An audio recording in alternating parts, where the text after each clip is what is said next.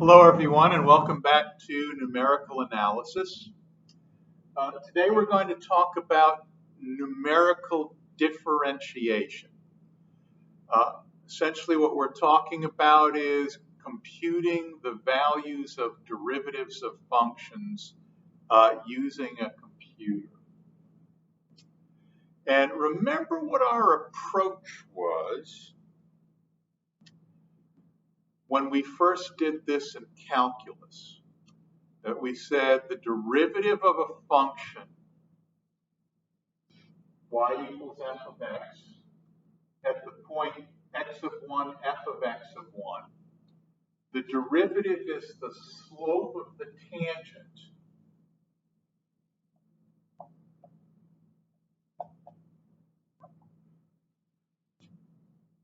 where the tangent hits the curve at x of 1, f of x of 1. And to compute the derivative, we did this geometrically and using limits. What we did was we went to the right, or we went forward from the point x of 1, a distance of delta x units. So that would make this point x of 1 plus delta x.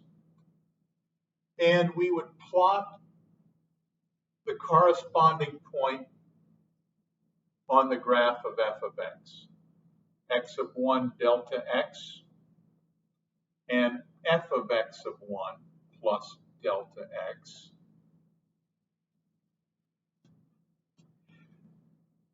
And then we would use these 2 points to determine a secant.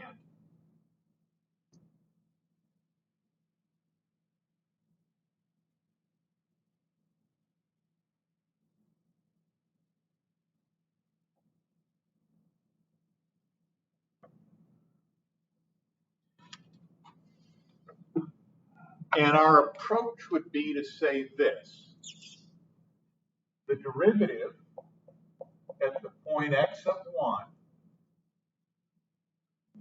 is equal to the slope m of the tangent.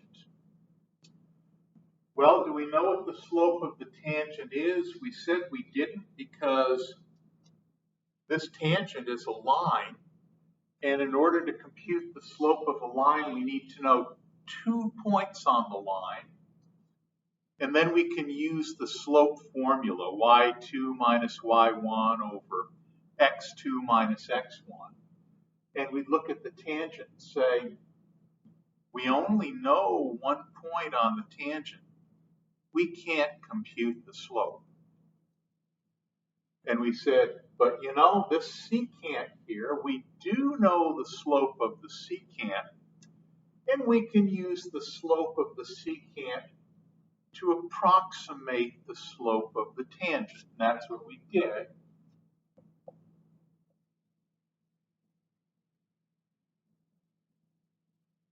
That we said the slope of the tangent is approximately equal to the slope of the secant, and that's y2 f of x1 plus delta x minus y1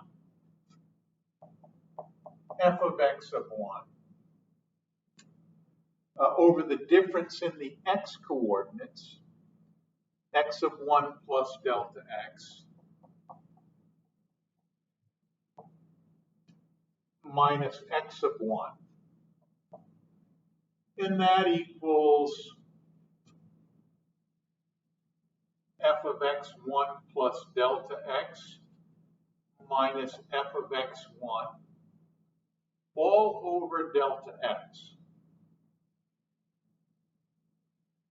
So to make this a little bit more brief, the derivative, which is what we're looking for, is approximately equal to the slope of the secant, and that's f of x1 plus delta x minus f of x1 all over delta x. And then we said, you know what? The slope of the secant doesn't really look like it's all that close to being the slope of the tangent. Maybe we made a bad choice by picking a point on the graph so far away from the point of tangency. What would happen if we slid this point here along the graph and put it maybe right here? So this is no longer the end point of our secant. This is. Here's our new secant. And we like this. The slope of the secant here is certainly a lot closer to the slope of the tangent than was the slope of the original secant. And we accomplished this by taking the end point of the secant and moving it closer to the point of tangency. And that had other consequences. When we moved this point closer to the point of tangency, what that did was that gave us a new x of 1 plus delta x. And that meant that that gave us a new delta x. The new delta x is a lot smaller. Here's the new delta x. And we realized, you know what? When we take the end point of this secant and move it closer to the point of tangency, we're also making delta x smaller. And when we make delta x smaller, we're also moving this end point closer to the point of tangency. And we said, oh, that's good.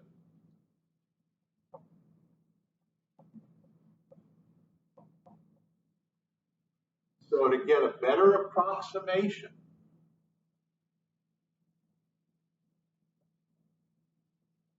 let delta x, to get a better approximation, make delta x smaller. And we got a better approximation. How do we get an even better approximation? We reasoned, well, we'll just make delta x even smaller. And it worked. And then we said, okay, well, how do we get the best approximation? And we said, well, we want to make delta x small, but you know what? If we make delta x equal to 0, then this point and this point will be one and the same. And we'll be faced with the problem that we started with, where we only have one point to compute a slope. So we can't make this point and this point the same point, but we want this point to be as close to this point as possible. Or to say it another way, we want to make delta x as small as possible, but we don't want it to be 0. We want to make delta x as close to 0 as we can get it without delta x actually becoming equal to 0. And we said, you know what? We're talking about the limit of the function as delta x goes to 0. And that's right. So, to get the best approximation, this is what we do.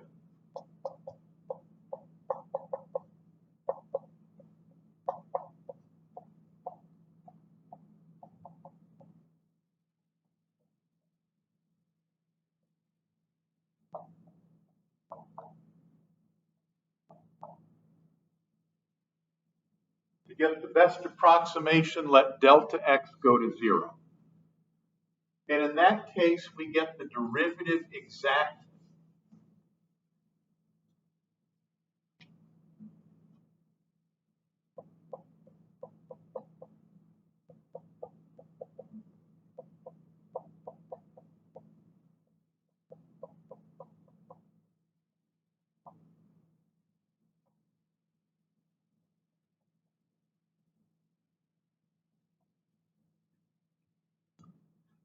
And we can compute the derivative this way.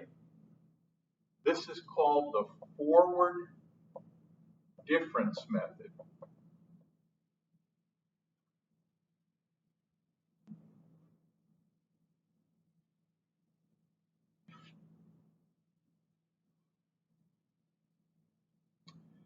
And the reason this is called the forward difference method is because in order to get a second point for our secant, we go from x1 and we move to the right to get the other end point of the secant. In other words, starting at x of 1, we go forward or to the right in order to get the other end of the secant.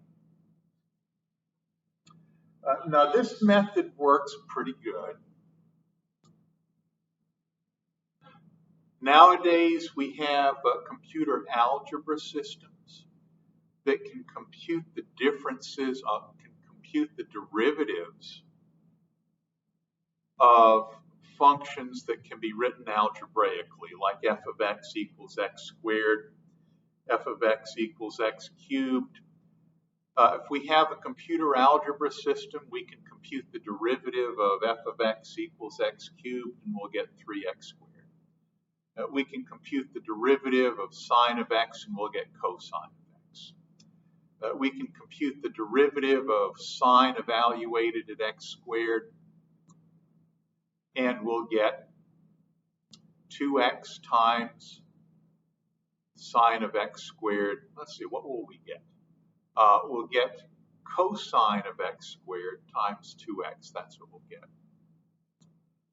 So for functions that aren't too complicated, that can be expressed algebraically, we can pretty much click on a mouse and get the derivative of that function. For functions that are more complicated, a lot of times the computer algebra systems mess up. They give us something that's completely unintelligible. And sometimes they don't. Sometimes the computer algebra system gives us exactly what we want for the derivative. Sometimes it gives us an expression that may be the sum of 20 or 30 terms. We know that's not what we're looking for. And if we only want the value of the derivative, then maybe we don't want to go that route. Maybe we want to go this route. There are other things to consider. Maybe we don't really know the algebraic definition of the function whose derivative we want to compute. Maybe it's the case that we only have a bunch of data points, and we can get very good approximations of the value of our function for different values of x using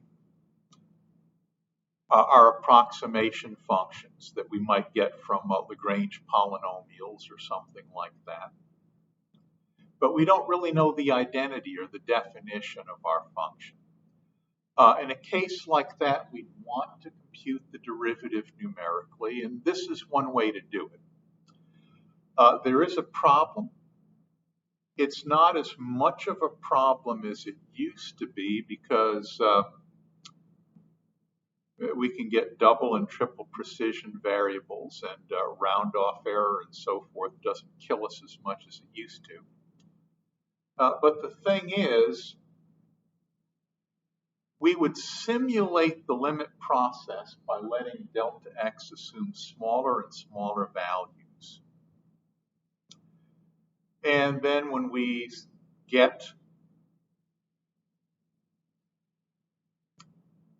approximations that seem to converge or repeat, we say, aha, that's our answer. But it might not be. And let me stop for a minute and write something else on the board.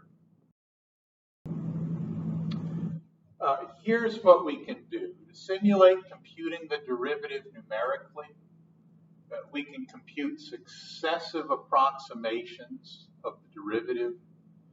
If using the formula f prime of x of 1 is approximately equal to f of x of 1 plus delta x minus f of x of 1 all over delta x. By cutting delta x in half during each iteration.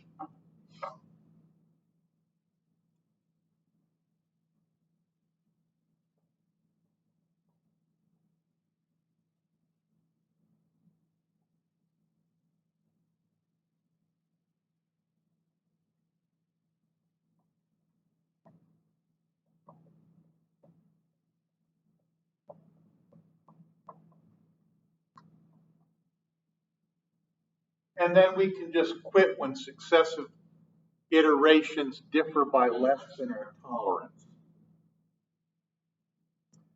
And it sounds good. Take the last approximation, let that be our value for f prime. The problem is this. These two things may differ only slightly, and they're only approximations, they're not exact. And then we're dividing by a very small number. Here's what's going to happen. As we cut delta x in half and make it smaller, we're going to reach a point where by cutting delta x and making it, by cutting delta x in half and making it smaller to gain accuracy, we're actually going to sacrifice that accuracy because the round-off error that occurs because we're working with such small numbers becomes greater than the accuracy that we gain by making delta x small. And so it turns out, if we just make delta x smaller and smaller and smaller and smaller, eventually our approximations are going to start getting worse. There's going to be an optimal value for delta x, and that's going to give us the best approximation that we can get in this method. Depending on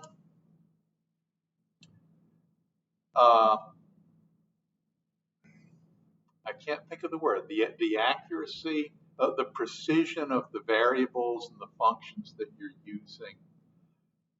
Delta x optimal value may be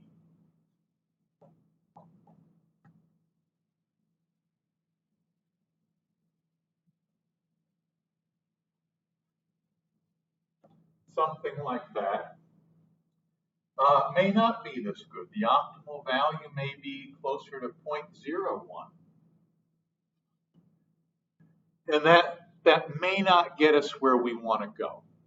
The fact of the matter is, when we use this method, there's going to be an optimal value of delta x.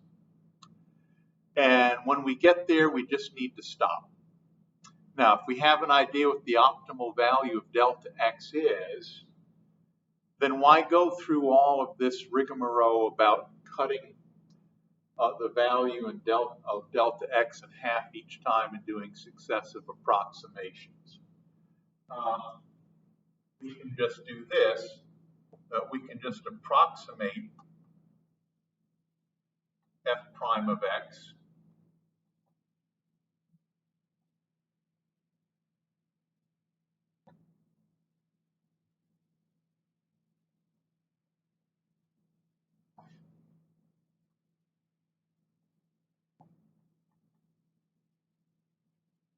Using the optimal value of delta x. And we'll probably get a good approximation, maybe not as good as we'd like.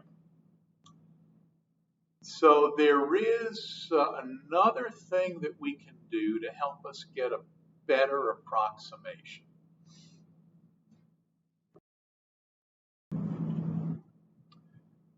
Okay, to get a better approximation, we can use what we call the central difference method. And to get the central difference, We'll spring forward by a distance of delta x, just like we did before.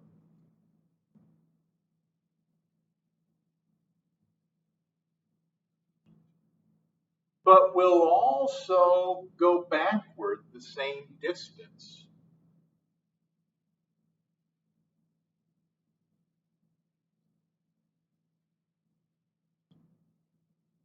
And we'll use these 2 points on the graph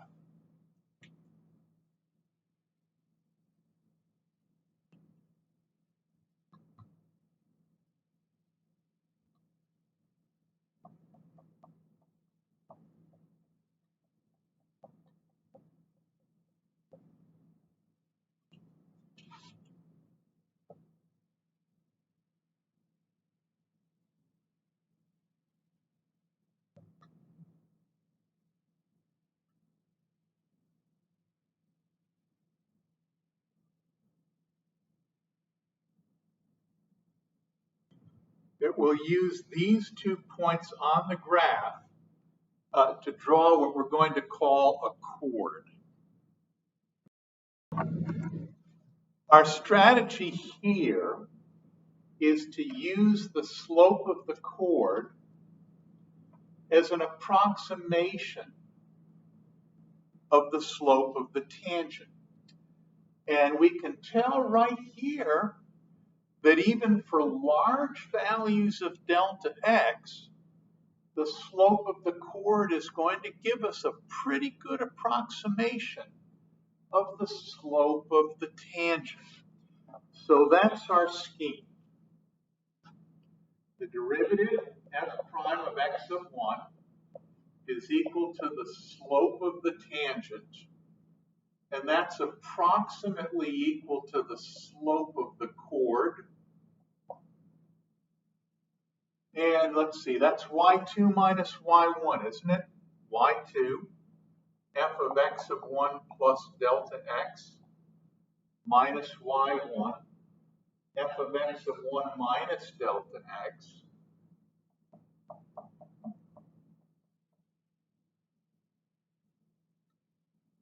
over x1 plus delta x. Let's see, y2 minus y1 over x2 minus x1.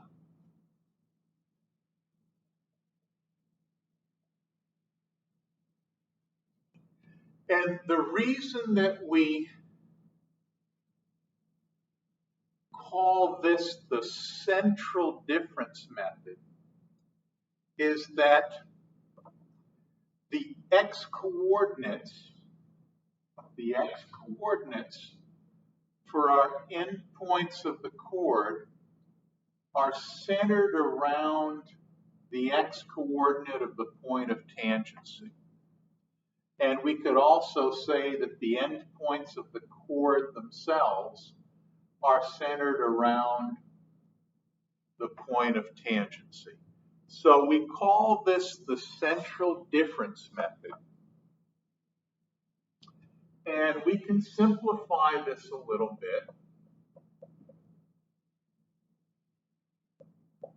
F of x1 plus delta x minus f of x1 minus delta x. And in the bottom, we end up with 2 delta x. And as we noted, oftentimes, even when delta x is large, we're going to get a pretty good approximation to the slope of the tangent. In this case, anyway, the slope of the chord looks very close to being the same as the slope of the tangent.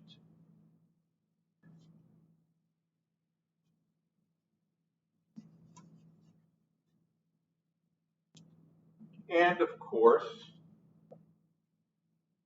f prime of x1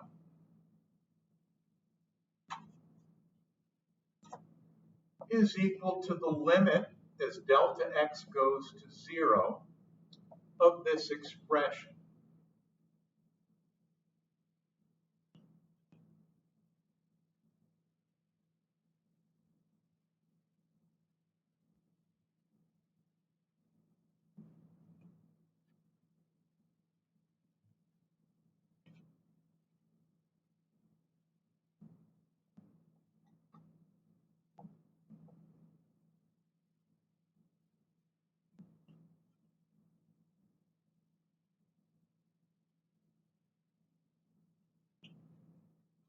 And we call this the central difference method.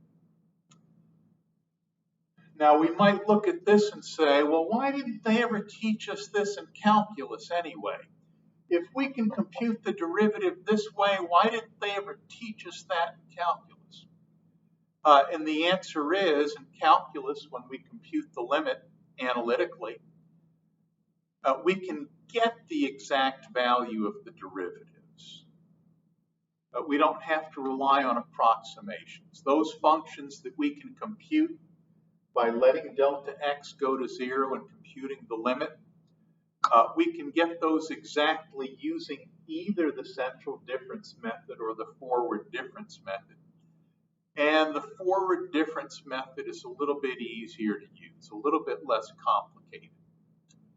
So if we're actually computing the limit like we do in calculus, the forward difference method and the central difference method both work well, and the forward difference method is just a little bit simpler. That's why we were taught it that way in calculus.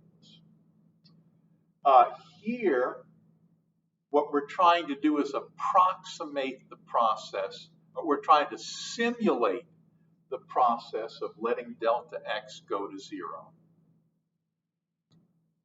And we're going to come upon the same problem.